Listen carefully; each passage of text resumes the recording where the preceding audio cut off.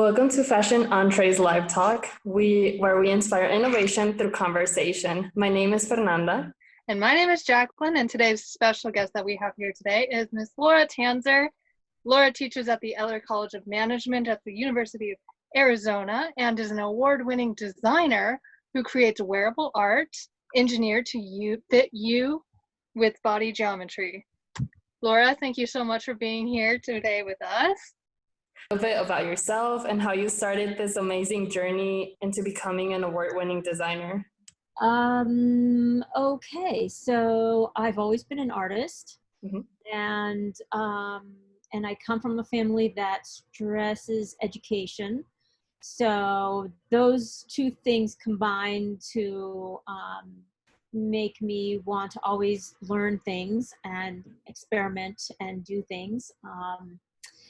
I trained as an artist at a very young age, and I moved to New York when I was about 17 and went to Parsons School of Design to study fashion illustration, and then I transferred to the Fashion Institute of Technology to study fashion design and merchandising. And then I worked in the fashion industry in New York City, the Garment Center, working for all kinds of businesses, everything from startups to giant companies, just learning as much as I could along the way. Wow. So that is one incredible journey. Yeah, it's been an interesting life. It's been a very interesting life. What brought me to Arizona was a pursuit of even more education. The University of Arizona has one of the top 5 schools in natural resources, and I wanted to learn more about natural resources in order to eventually have a sustainable business. So I came up something that's so important. Yeah. So so I learned all about watersheds and ecosystems and plant ecology and animal ecology and all kinds of interesting things. And living in the desert is really nice. I like warm and dry as opposed to back east where it's not. Right. So, and so let's see. So that's sort of a quick synopsis. I learned to sew when I was very young with my grandmother, and pursued when I was in school, pursued tailoring and pattern making and millinery, and I even worked for a furrier at one point. How to just, I wanted to learn everything. I designed shoes for people, for companies. So I have dabbled. The only thing I haven't dabbled in is jewelry, which for whatever reason, I just figured, there are enough people doing that. I didn't feel compulsion, and I've never really worn a lot of jewelry, so I maybe be sort of that kind of. But I do love textiles, and I do design my own prints, and I love texture and all of that. Which shows in your work. We can totally see how passionate you are about each and every fabric that you choose. Yeah. And it seems like, to me, when I first met you, you just have design and fashion in your blood. Like, it's just ingrained in you, and it shows and it overflows in all of your work, which is what I love. Yeah, it does. And really, until the last few years, I didn't know, until my parents filled me in, that there are tailors and seamstresses going back about 3 or 4 generations on both sides of the family. And it would have been nice to know that, when I was younger, but they didn't think about it. So so it's technically in your blood. It really is. How funny. So so let's see. So that sort of brings us up to date. Okay. I'm just looking at my notes for a second here. Well, according to your bio, you also teach. Yes. Tell us a little bit of teaching at the U of A and balancing being a teacher and a fashion designer. So I taught sustainable business practice at the U for about 10 and a half years. And before that, I was always a TA when I was studying in natural resources. So, and it's something that I learned early on, is that if you put yourself in a position to teach, you learn even more, because Right. yeah, I mean, it really is true. And I just wanted to permeate myself with as much knowledge as I possibly could. So, I've been teaching for a long time. um, but I did quit for a few years. I quit about 5 years ago, and then I started teaching again 3 years ago. So I quit for 2 years. Oh, okay. I thought it was longer than that, but no, I quit for 2 years while I was building my business, and because it really was tough to balance both. And also, I had a very full teaching load at the time that I quit. I was probably teaching 3 classes a semester, which is a lot. It's a lot. Yeah. and now I'm down to 1 class per semester, and it's much more manageable, and it's all online at this point. Oh, so you've had quite an edge over a lot of professors who during COVID-19 just struggled to switch over to Zoom. And there's a lot of teachers who have a lot more experience with in-class one-on-one type of that personable type of teaching style. And then to switch over to the digital side of teaching just seems to be something that's a little bit more difficult to grasp. But you have been doing it for years. I have. I've been using this at the University of Arizona. They use a platform called D2L. D2L. I remember that. Yes. Yeah. I was so glad that's over. What do you call it? Early adopter. I was one of the early adopters of that. Oh, cool. Oh my goodness. Like, 10 years ago, when it was really bumpy. It was like such a terrible app. It was clumsy. It was bumpy. And then, every year they would refine something, and then you'd have to go in before the next semester started to find out what they changed so that you can come up to speed.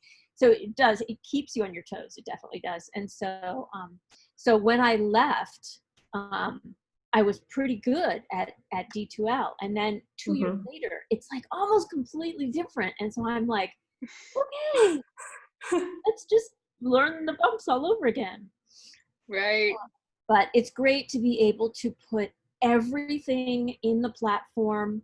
I can put everything up ahead of time. I can put all the tests in there. I can put all the assignments, all the discussions. I can put all the grading parameters, and the students can go in, and it can be asynchronous. I don't have to, whereas before it was a balancing act of classroom time and online time. Now I can put everything into the online and preload everything in there with time. And then it's just a matter of keeping up with the students. So for example, I have a summer course, and I've got 60 students in this course. I used to have a limit of 40, and they said, please, please, please, we have all these students who need, blah, blah, blah. And I'm like, 60 students, you guys better pay me money. Okay, we'll pay you more. It's not much more. Yay, but something. It's something. It's pretty interesting. So, and yeah, anyway, so I'm doing that, and I'll probably teach a different course in the fall. So it keeps rotating, and it's always evolving, and that's great. I think education for everybody should always keep us on our toes, even though a lot of right. And that's something don't want to, they want to just do the same thing. Right. Absolutely. And that's something I find totally interesting about you as a teacher. What sets you apart from so many designers here in Arizona is that you are leading the change for sustainability. A lot of people here in the community look up to you and your work, and you are still teaching how to change or how to transition to sustainable practices, or how to use or source in-house fabrics that are, just a little bit more better quality. it may not be through the classroom, but you're still teaching nonetheless. Can you tell us a little bit about your process of bringing sustainability into your design work? Okay. Yes. Walking the talk, basically. That's exactly right. Yeah. All right. So I start that particular part of my process by looking for natural fiber textiles.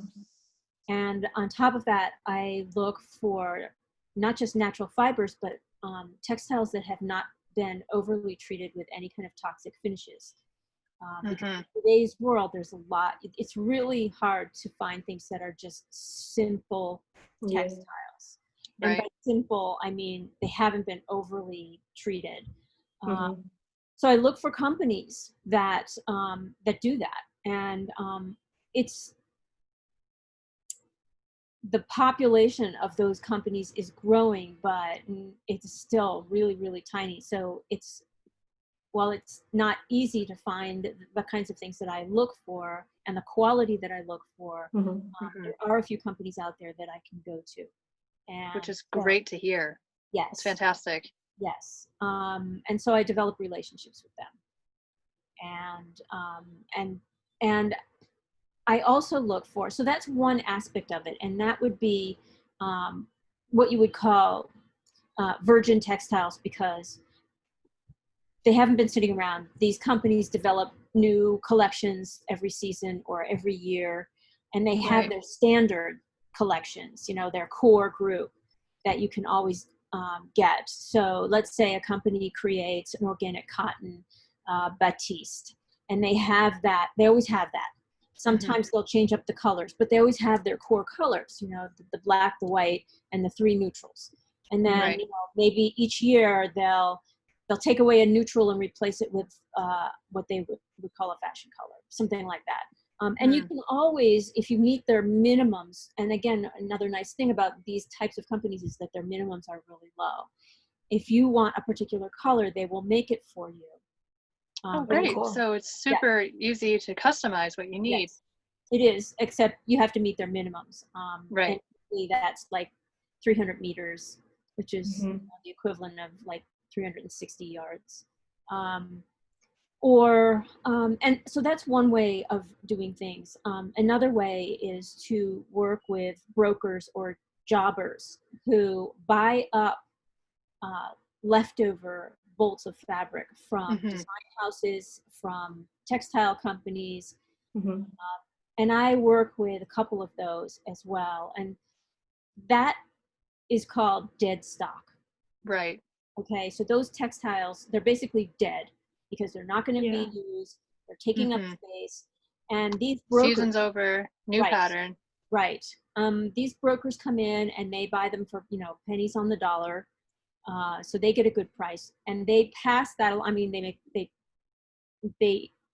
make a little profit, obviously, but they pass along those good prices to small designers. And so, and then I can go in and I really like working this way because I can buy a bolt of something and, you know, it may have only 10 yards on it, but that's okay. I'm fine with that.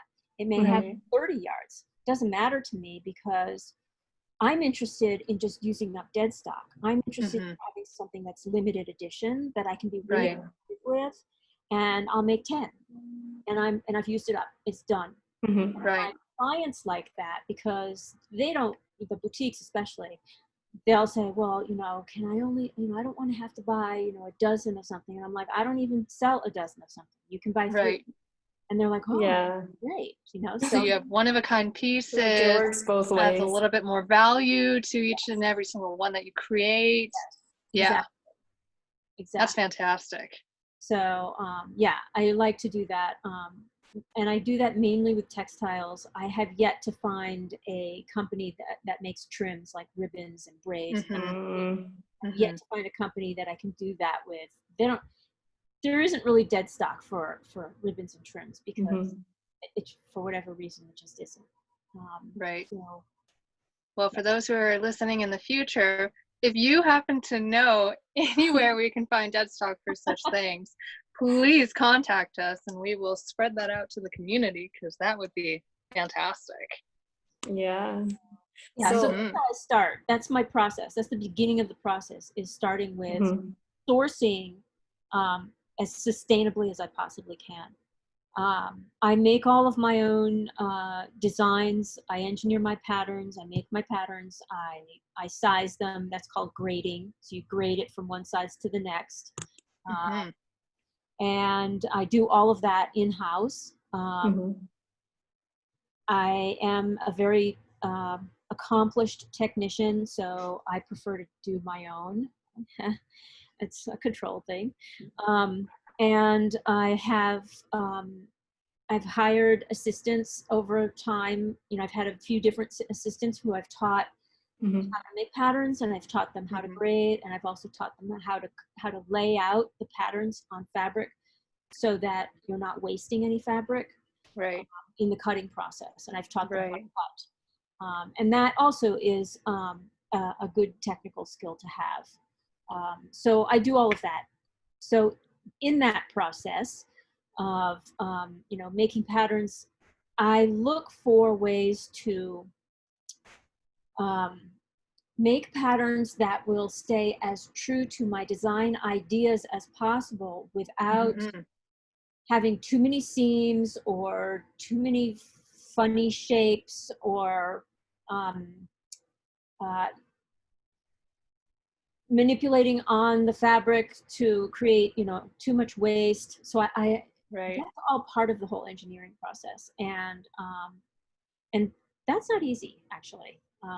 And I'll start with something, and sometimes it'll take me maybe 2 or 3 iterations before I have it where I think it will be a great shape for wear, and not wasteful in the process of making the pattern, cutting the fabric, sewing the fabric, etc.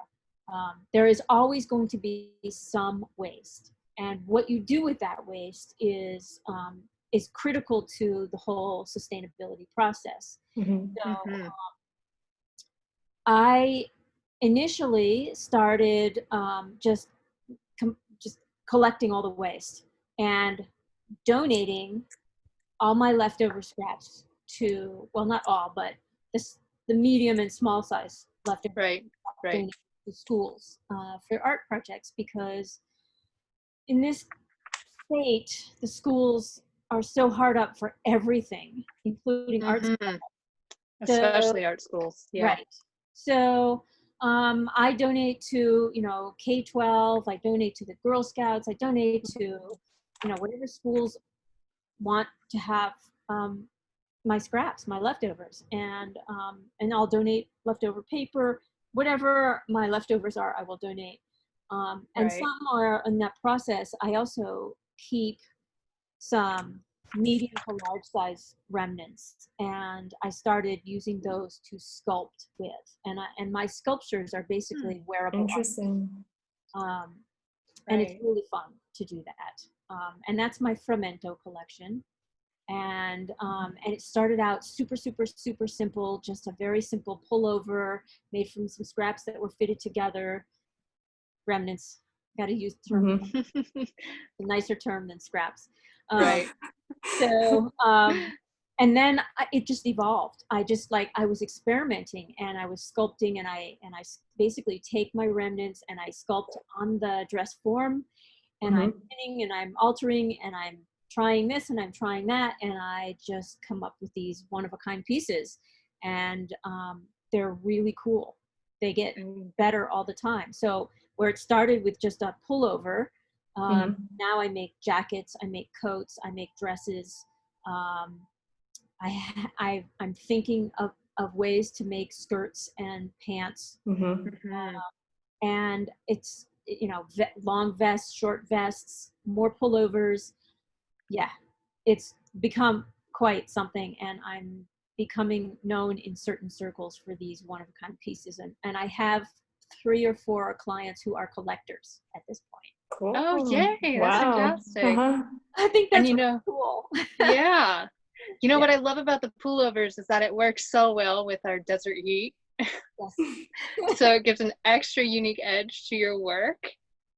But I really love how much time and dedication you put into the process of not just from creating and sculpting, but from the very, very start of it, the technical details are what matters for sustainability. And that is so interesting to me. I didn't realize it goes all the way into that level of, uh, you know, scraps.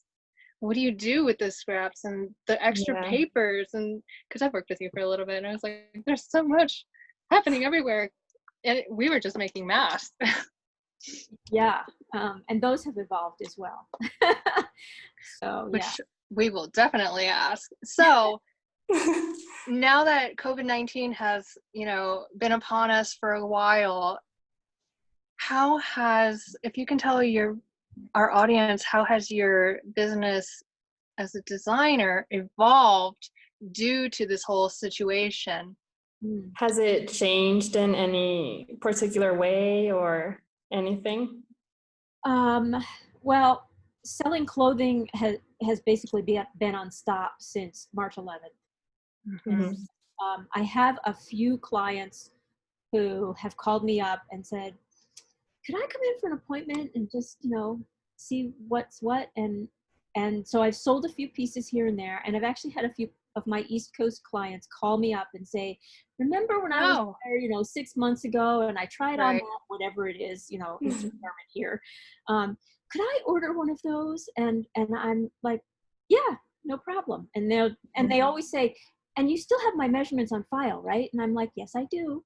And they're Oh, like, great. and they're like, well, so how do I pay you? And I say, just send me a check. Get it done. Mm-hmm. So there's a little bit of that, but I've had my studio closed since March 11th. Right. And I'm not open, and I've changed my signage. I have a little paper sign in the window that says, for the duration, we will be open by appointment only. And, please call for an appointment. I can't, Right. because I know what the intensity and the problems are with this particular virus. I cannot in all good conscience open up to the world. Right. I just can't do that. And I have people in my family who have compromised immune systems, and I cannot be exposed to anything. So basically, Right. I go between my studio and my house, and that's pretty much it. And my husband wears his mask, and he does the food shopping. He works at home, so he goes to the supermarket and he goes home, and this is our life. So yes, everything has dramatically changed. I don't see that it's going to open up in the near future. If you think about what happened, they opened up on Memorial Day all over the state of Arizona and around the country, and now the incidences of this virus are increased. Right. People were out there in groups and no masks, and there you go. Right. So I'm still hunkered down.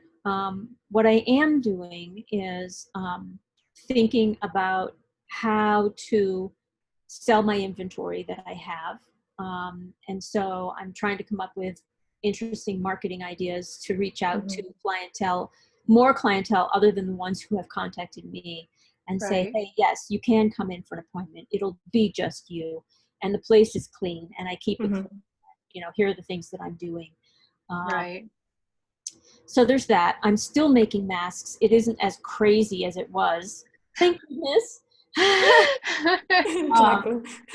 We're under so much pressure to just people were just frantic, and Right. I get it. Right. So I'm still making masks, but I'll make 20 at a time, not 200. Oh, great. That's good. Yeah. Because when I was with you, I was like, I can't even keep up, and I'm just assisting.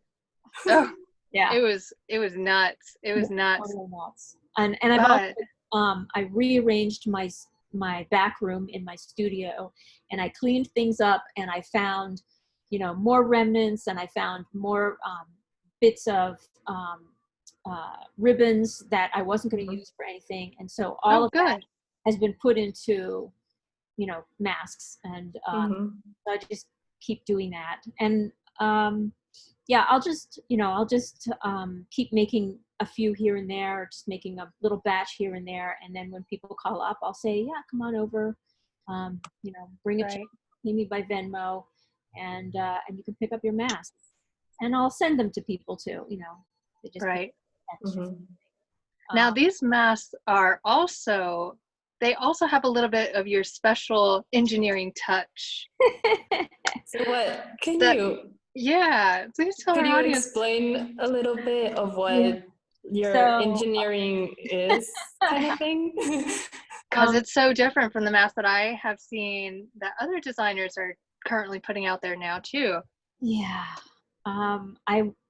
It's my thing about fit.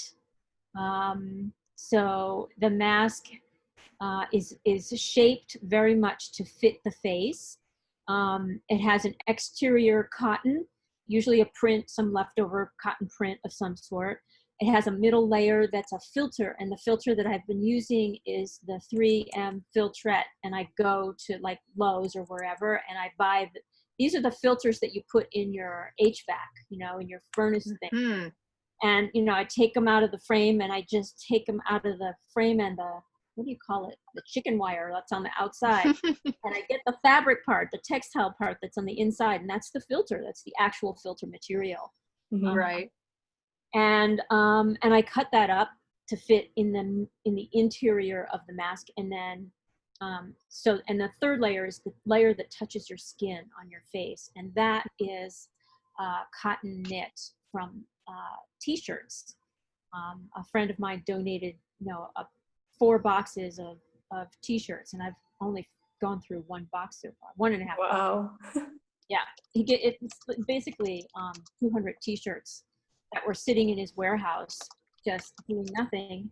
And I called him up and said, you know how you made those t-shirts for me a few years ago for a fashion show? Do you know anybody who would have some leftovers or some stock or whatever so that I can make these masks? And he's like, I've got them. I'll deliver them to you. I'm like, Which is great. That's awesome. So, and initially I was using seam ribbon for the ties. And I chose to make ties instead of putting elastic because elastic has a tendency, if you wear it for too long, the pressure hurts either behind your ears or your head. And Right. I can't That's deal true. with that. And I know a lot of people can't deal with that. So I decided Right. ties. So we were making with, and and you were like running those long strings. So, Yards and yards, hundreds of yards. yeah, right? I know. I really. was dreaming about it even after I was finished. 400 yards of that stuff. So when I found all my leftover ribbon stock, I decided I was going to redo how I put the strings on. So the strings are a little bit different. They're not like stuck. It's not this intense process. They're now stuck on the outside, and they're like trimmed down the sides, and then your ties are on one end. Much easier to put together, and most And of it the doesn't hurt. are not blinky and shiny and skinny. They're a little bit thicker, and so they're easier to Right. work. And A little bit more staying power. yes, so that's what's happening. That's fantastic. So I love that because it's a group effort from the community for the community type of thing, which is amazing. Everyone got together. Yes, Yeah. and it was great to have so many people come and help. And at the same time, there were people who said, thank you for letting me help and for helping me feel useful in this time. And I was just like, oh, I hadn't really thought of it like that. I was just like, people need this, we got to do it. Right. And that's what you do. I mean, that's the way I grew up. If family needs you, if community needs you, you step up for, however. That's exactly what you did. So Laura, unfortunately, we're running out of time. Okay. Oh, darn. It's sad because I really have more questions to ask you, and maybe we could set up another meeting. But That would be great, Mhm. because I really didn't get to talk about sustainability a lot. Exactly. I know. So We we had could do so much. a whole different thing on sustainability, but I do want to leave you with some books. Yes, Oh, that's please, amazing. especially for our Yes. listeners, because I know they'd be wondering. Okay, so A Sand County Almanac by Aldo Leopold. Okay, we will be putting that in the comments for people down below too. And I can send it to you as well. Fantastic. Yes. That way we could also upload it in our social media. Yes, Mhm. so I'll send you my list on that. Silent Spring by Rachel Carson. Cadillac Desert by Mark Reisner. Cradle to Cradle by Ooh, William McDonald. great. Yeah, that's very much on business and sustainability. Rights to Nature by Bill McKibben. These are all excellent books. And The Ecology of Commerce by Paul Hawkins. That is much needed, especially for designers who are looking to grow their own business or start designing in the first place, because that seems to be something that many people don't realize just how married business is into the art form of designing. Exactly. So thank you so much for lending these resources. Seriously, we had such a lovely time, and I'm just so sad that it's so short. But Yes. in the future, it'll be a little bit longer. But we just wanted to say thank you very much again for taking the time to meet with us and talk with us, and especially during such a crazy time as this. But we had such a great opportunity to meet via Zoom, even though we're on different places of the country. It's all good.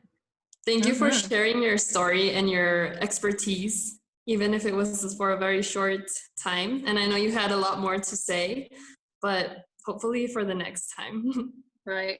We're keeping sustainability as a whole month's course. So we'll consult with you. All right. Okay. So thank you everyone for tuning in. If you would like to rewatch this episode, head on over to our YouTube channel at Fashion Eéntre.